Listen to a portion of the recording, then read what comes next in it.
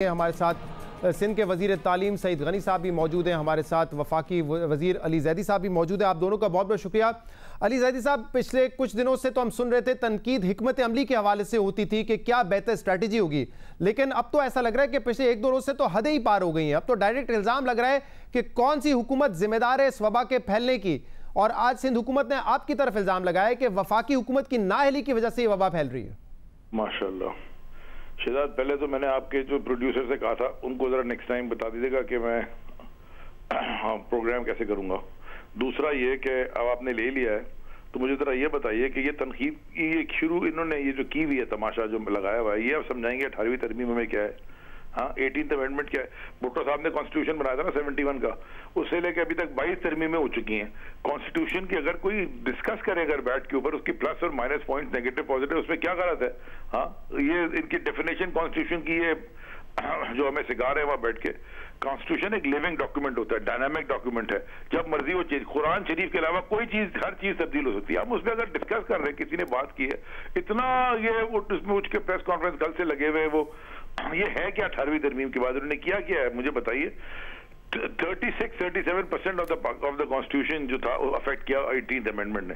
कमाल की बात यह है कि इन्होंने लॉकडाउन की मतलब मुझे समझ में नहीं आ रही है। जो टीवी पे कल आके बिलावल साहब परसों कभी बीबीसी पे बैठ गए, कभी और दूसरे बाहर के अखबारों में न्यूज को इंटरव्यू दे रहे हैं, ये क्या रहे हैं मुझे समझ में नहीं आ रही। तो ये क्या समझ रहे हैं कि हम पंचिंग बैग हैं कि मंच मारते रहे और जवाब वापस में पंच भी ना लगेगा?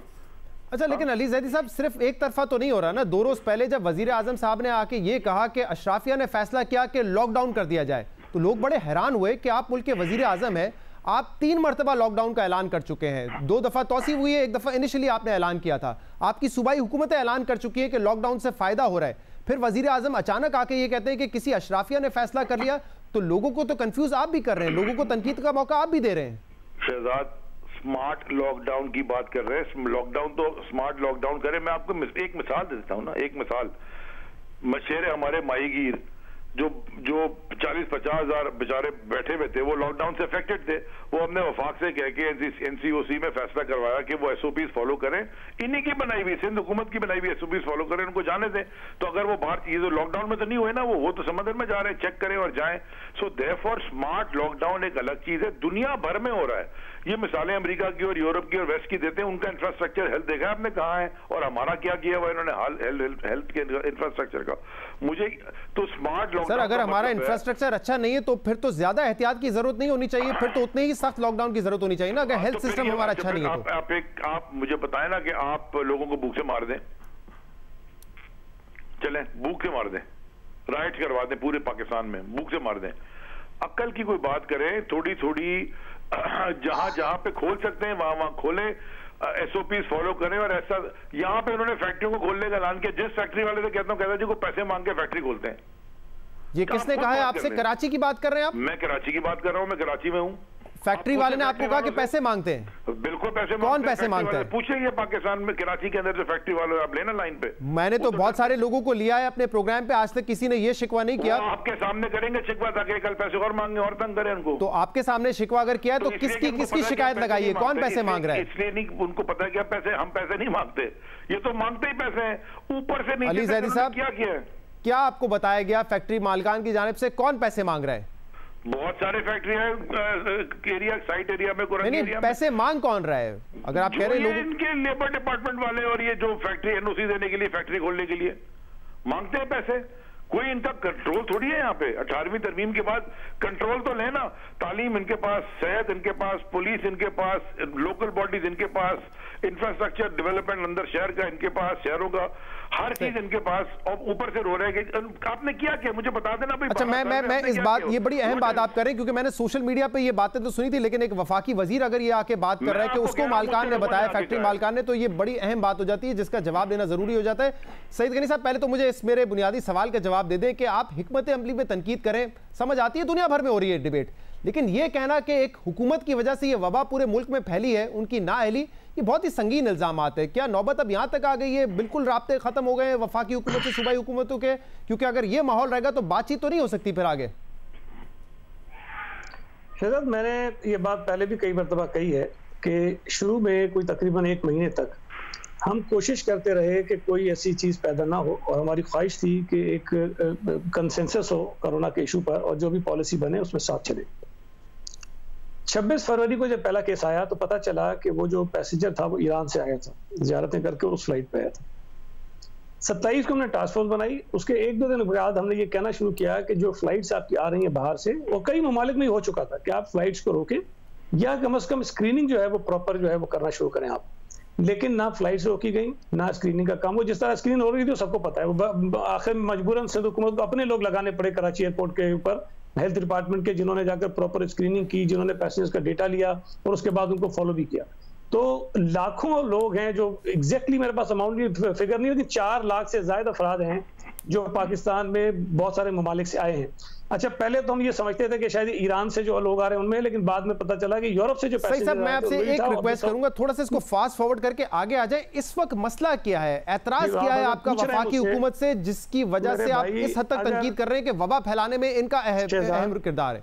शहजाद, आप मुझसे पूछ रहे हैं ना कि हम क्यों कह रहे हैं कि वफाकी हुकूमत की वजह से, वही तो वजह मैं आपको बता रहा हूँ कि 4 लाख लोग मुख्तलिफ ममालिक से पाकिस्तान में आ गए और उन तमाम मुसाफिरों को ना प्रॉपर स्क्रीन किया गया, ना उनको फॉलो किया गया, ना उनका डेटा लिया गया।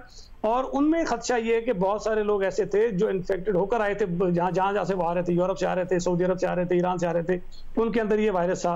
अब ये समझ से बाहर है बात। मैं आपको एक सिर्फ मिसाल देता हूँ कि हमारे पास कोई आज से 7-8 दिन पहले जो इम्पोर्टेड केसेस थे, जो बाहर से ट्रेवल करके आए थे, वो 47 थे और लोकली ट्रांसमिटेड 750 थे। आप मतलब डिफरेंस देख लें। पंजाब में जो बाहर से आए हुए थे वो 800 से ज्यादा थे और लोकली ट्रांसमिटेड 68 थे। अब ये ऐसी बात थी जो हमारी समझ से बाहर थी। चीफ मिनिस्टर साहब ने कई मीटिंग में बात रेज की, अल्लाह करे कि बात आपकी ठीक हो, लेकिन ये बात समझ में नहीं आती है कि 68 लोग आपके लोकली ट्रांसमिटेड हैं, 800 लोग आपके बाहर से आए हुए हैं। इसका मतलब ये था कि आप प्रॉपरली कॉन्टेक्ट ट्रेसिंग नहीं कर रहे हैं लोगों की जिनके अंदर ये वायरस आ रहा है, जबकि हमारे यहाँ काम उल्टा था कि हम उनको ट्रेस कर रहे थे। मुझे ये बता रहे हैं कि इस वक्त जो आप बात कर रहे हैं, जो तल्ख लहजा हो गया है, वो इसलिए हुआ है क्योंकि मार्च में क्या गलतियां की गई थी। अब मई में आके हम वो डिस्कस करेंगे कि मार्च में क्या गलती की गई थी। शहजाद, आप आज मुझसे आप ये पूछ रहे हो कि हम ये क्यों कहते हैं कि वफाकी हुकूमत की वजह से वायरस वो तो पुरानी बात हो गई ना, लेकिन आज आप ये बात कर रहे हैं। मैं तो 15 अप्रैल को सुन रहा था मुराद अली शाह साहब को, चीफ मिनिस्टर मुराद अली शाह साहब ने 4 मरतबा तारीफ की कि वजीर आजम साहब ने बड़ी बेहतरीन तरीके से हमारी बात सुनी, इत्तेफाक राय से फैसले हुए। ये माहौल था ना। आज आप तनकीद कर रहे हैं, कह रहे हैं वो देखें 15 मार्च को क्या किया था उन्होंने। मैंने आपको अभी शुरू में कहा 1 महीने तक मैंने भी तारीफ की है, हालांकि बहुत सारे इश्यूज थे, लेकिन हम चाहते थे कि चीजें साथ चलें। लेकिन अगर दूसरी तरफ से रवैया मुख्तलिफ होगा और जो हम एक कंसेंसस बनाने की कोशिश कर रहे हैं उसको तार करने की कोशिश की जाएगी, लोगों को मिक्स मैसेजिंग दी जाएगी, कोशिश ये होगी कि किसी तरह से लोग कंफ्यूज रहें, तो जाहिर है कि हमने कहीं ना कहीं तो लोगों को बताना कि हकीकत क्या है। अब ये लोग कंफ्यूज वजीर आजम के बयानी की वजह से हो रहे हैं या आपकी परफॉर्मेंस की वजह से हो रहे हैं? क्योंकि वो कह रहे हैं, अभी आपने सुना, वो कह रहे हैं कि फैक्ट्री मालकान ये कहते हैं कि हमसे पैसे मांगे जाते हैं, फैक्ट्री खोलनी है तो पैसे दो। ये सोशल मीडिया पे तो इस तरह की अफवाहें गर्दिश कर रही थी, कभी मैंने प्रोग्राम में बहस नहीं की, लेकिन आज एक वफाकी वजीर ये बात कर रहा है। मैं कोई इल्जाम नहीं लगाऊंगा, मेरे पास कहने को बहुत बातें हैं, लेकिन जो आपने सवाल पूछा है मैं उस पर सिर्फ जवाब देता हूं आपको।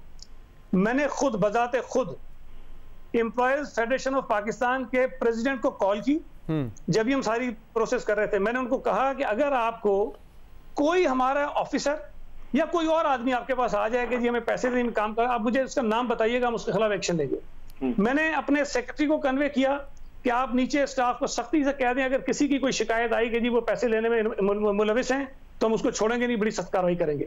मुझे एम्प्लॉयज फेडरेशन ऑफ पाकिस्तान के प्रेसिडेंट ने यह कहा कि हमारे पास कोई शिकायत नहीं है, लेकिन हमने रिटर्न में सबको अपनी जो एसोसिएशन को भेजा है कि अगर कोई ऐसी शिकायत हो तो हमें कन्वे करें। अली जैदी साहब कह रहे हैं कि शिकायतें आती नहीं है ना, खुल के लोग सामने नहीं आते, वरना उनको और अजियत का निशाना बनाया जाएगा। फिर मेरी बात सुने ना, मेरी बात सुने। अच्छा, हमने उनको उन्होंने कहा हम दोबारा भेज देते हैं। अच्छा, बड़ी दिलचस्प बात यह है, आप एक काम करें, पंजाब में भी लोगों को इंडस्ट्रीज खोलने की इजाजत दी गई है और सूबों में भी होगी, सूबा सिंध में भी होगी। सबसे सख्त जो SOPs हैं वो सूबा सिंध के हैं। भाई पैसे किस चीज के लिए लेंगे? हम आसानी पैदा करने के लिए लेंगे ना। ये वाहिद सूबा है जो मालिकों को कह रहा है कि आप अंडरटेकिंग तो लिखकर हमें कि आप SOPs को फॉलो करोगे और इसकी अगर वायलेशन होगी तो मालिक खुद जिम्मेदार होगा। भाई वो मिन्नतें कर रहे थे हमें कि हमसे ना करवाओ साइन। सही। अब मुझे अली जैदी साहब बताएं, अली जैदी साहब, it's your word against his word. आप कह रहे हैं कि ये बातें हो रही हैं, वो कह रहे हैं कि ऐसा कुछ नहीं है, हमारे पास कोई शिकायत नहीं है। अब इस मसले का हल कैसे निकाले, कैसे ये पता चलेगा अगर फैक्ट्री मालकान खुद आके नहीं बताएंगे तो? आपको बता दें किसने कहा है मैं आपको हल्फन कहता हूं कि अगर साबित हो जाए किसी हमारे बंदे ने पैसे लिए हैं, आपके टीवी पे आकर हम माफी भी मांगे, उसको सजा भी देंगे जिसने लिए होंगे। आप शहजाद जाके ना इंडिपेंडेंटली खुद जाके पूछिएगा फैक्ट्री के मालिकान से, एसोसिएशन में जाइए आप, कराची जब भी तशरीफ लाइएगा या फोन कर लीजिए, उनसे खुद पूछ लीजिएगा, साइट एसोसिएशन, कार्टी एसोसिएशन पूछ लीजिएगा, आप जाके खुद जाके पूछ लीजिएगा। आप उसको बुला लीजिएगा, वो जो केपीटी के चेयरमैन थे उनको बुला लीजिएगा, जरा पूछ लीजिएगा उनसे भी। हाँ बता दें केपीटी के चेयरमैन, क्या केपीटी के चेयरमैन ने किया है, बताइए क्या किया। मैं गुजारिश करूंगा अली जैदी साहब और सईद गनी साहब, सर इसलिए आपसे कहा था शहजाद, ऐसे लोग मैं बताते हैं आप जिनका नाम ड्रग के स्मगलिंग और ड्रग की पेडलिंग में आया होता है पुलिस की। अच्छा अली जैदी साहब एक सेकंड, अली जैदी साहब एक सेकंड, बाहर क्यों है सुने, अच्छा नहीं लगता इस माहौल में जब डॉक्टर जफर मिर्जा ये बता रहे हो कि आज अली जैदी साहब, अच्छा सईद गनी साहब एक सेकंड, सईद गनी साहब और अली जैदी साहब मैं रिक्वेस्ट करूंगा आप दोनों से, अच्छा अली जैदी साहब, अली जैदी साहब तामुल से काम लीजिए प्लीज, और सईद गनी साहब आपसे भी रिक्वेस्ट करता हूं सर बारी बारी बात कर लें। आज 32 हलाकतें हुई है कोरोना वायरस से, डॉक्टर जफर मिर्जा ये बता रहे हैं, लोग क्या सोचेंगे आपके बारे में कि आप किस किस्म की लड़ाई लड़ रहे हैं यहाँ पर, ये क्या करते हैं दुनिया में मैं बताऊं। अच्छा नहीं, ये बताने की जरूरत नहीं है सईद गनी साहब, इस वक्त सर ये प्लेटफॉर्म नहीं है दुनिया से, सईद गनी साहब ये प्लेटफॉर्म नहीं है बताने के लिए, मैं आपसे गुजारिश करूंगा आप मेरी प्लीज आप सुन लीजिए, मेरा सवाल सुन लीजिए। आप चेयरमैन को पूछा ना कि उसके साथ किया है। सईद गनी साहब मैं नहीं पूछूंगा सर, ये प्लेटफॉर्म नहीं है, मैं कोरोना वायरस पे बात करने के लिए यहाँ पे मौजूद हूँ सर, मैं नहीं लूंगा ना उनके कहने पे मैं आपसे ये सवाल करूंगा, ना आपके कहने पे केपीटी चेयरमैन को लूंगा, ये मेरा मौजूद नहीं है। खुदा के वास्ते लोग इस वक्त सुनना चाहते हैं कि ये मसला क्या है, इस मसले को हल कीजिए।